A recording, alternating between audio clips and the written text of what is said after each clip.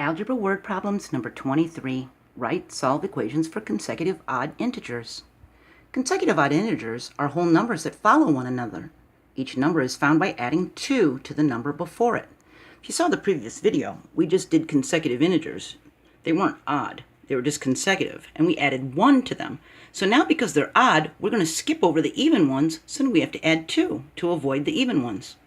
So 3, 5, 7, 9, 11, 13, these are consecutive odd integers. They're consecutive odd numbers, aren't they? And they can be negative. Negative 21, negative 19, negative 17, etc. And each gets closer to 0 by adding a 2. So x is going to equal the first consecutive odd integer, and x plus 2 is going to be the second one, and x plus 4 is going to be the third one. If we have odd integers of 3, 5, and 7, 3 would be the x, 5 would be x plus 2, 3 plus 2 is 5, and the 7 would be x plus 4, wouldn't it? 3 plus 4. So see how they're getting that? So the sum of 3 consecutive integers, odd integers, would be x plus 2 plus x plus 4. This should say odd integers, okay? It's from my previous video, so sorry about that. So when we're doing the odd ones, we're skipping over the even ones, so we're adding 2 and then 4 to skip it, see? So the seats on the left side of a theater are numbered consecutively odd, and Emma wants to find her seat, and she knows that she's in the middle of 3 seats. Well, when the seat numbers are added, the sum is 309. So what is Emma's seat number? So we know to add up consecutive odd integers. To do that, we do x plus 2 plus x plus 4 to skip over those even ones, right? So we need x plus the x plus 2 plus the x plus 4, and it's going to equal the 309. And we combine all the like terms, the 3x's. So now we have 3x, and we add the 2 and the 4, and we get plus 6 equals 309. So now we know that the plus 6, we can do subtract 6 as a 0 pair, right? To get this 3x by itself on this side of the equal sign. And then 309 minus 6 is 303. So now we've got 3x equals 303.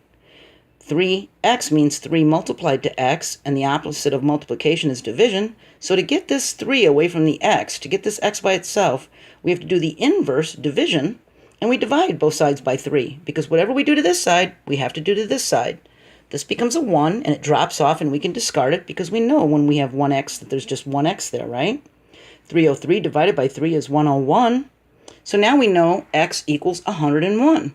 But we need to add our x plus 2, x plus 4 to them.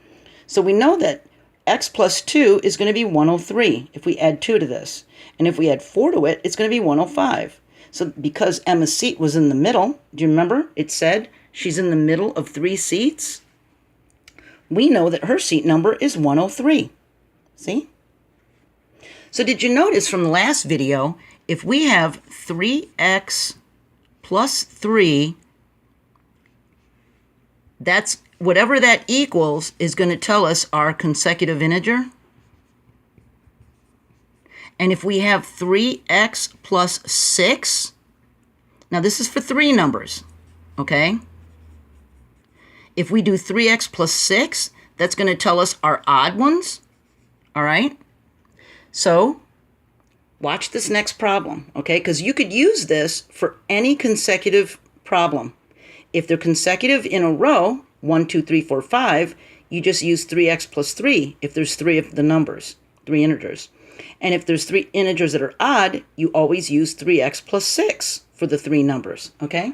So what is 10 more than 6 times the smaller of 2 consecutive odd integers if the sum of the integers is 12? So now we have 2 consecutive odd integers, not 3.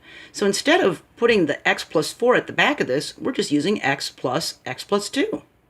And it's going to equal the 12. So we combine the like terms, x and x makes 2x. We put our plus 2, and we know it equals 12.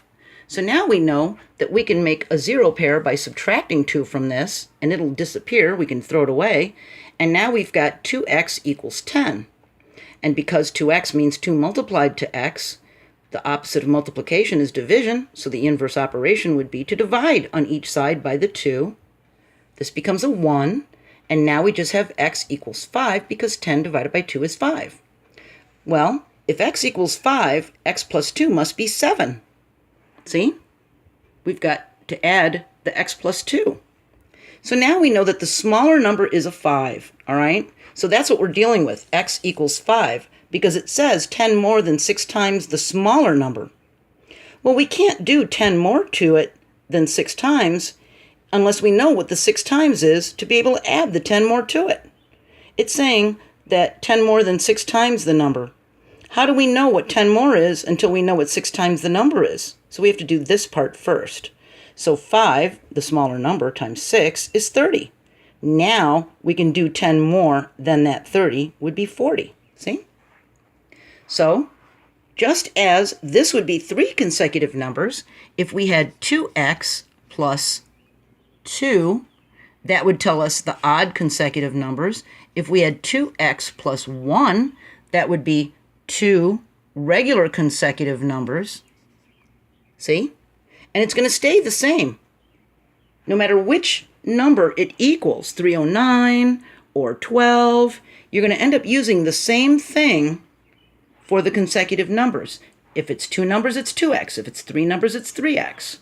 And then just think about what you're going to have after the plus sign by if they're just consecutive integers or if they're odd.